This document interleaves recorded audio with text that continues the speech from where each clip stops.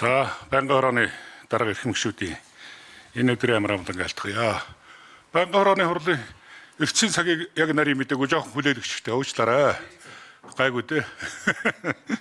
За, Монгол Улсын их хурлын тухай хуулийн 30 дугаар зүйлийн 31-ийн 6, Монгол Улсын их хурлын чуулганы хуралдааны дэгийн тухай хуулийн 22 дугаар зүйлийн 22-ийн 1-2 дахь заалтыг тус үндэслэн аюулгүй байдал гадаад бодлогын байнгын хорооны харьяа тусгай хяналтын дэд хорооны даргад Улсын их хурл дахь Монгол Ардын намын бүлгээс Улсын их хурлын гишүүн Сүрэнживийн Лүндэгийн нэрийг дэвшүүлж байна.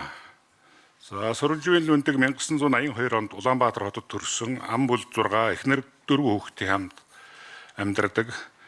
1999 онд нийслэлийн ерөнхий боловсролын 52 дугаар сургууль, 2004 онд шинжлэх ухааны технологийн их сургууль, компьютер техник менежментийн сургуулийг, 2013 онд Америкийн нэгдсэн улсын Израилийн их сургуулийг магистр, 2014 онд Япон улсын Саппорогийн олон улсын их сургууль төрийн удирдлагын магистр, 2024 онд Монгол улсын их сургууль улс төр судлал олон улсын харилцаа нийтийн удирдлагын сургууль улс төр судлалын магистрийн зэрэг тус хамгаалсан, 2006-аас 2009 онд Монгол Улсын их хурлын гишүүний туслах, 2010-аас 11 онд Монгол Ардын намын ажлын албанд, 2014-өөс 2017 онд Монгол Улсын шадар сайдын туслах, 2017-оос 2019 онд Монгол Улсын ерөнхий сайдын шадар туслах, 2020-оос 21 онд Монгол Улсын ерөнхий сайдын зөвлөх,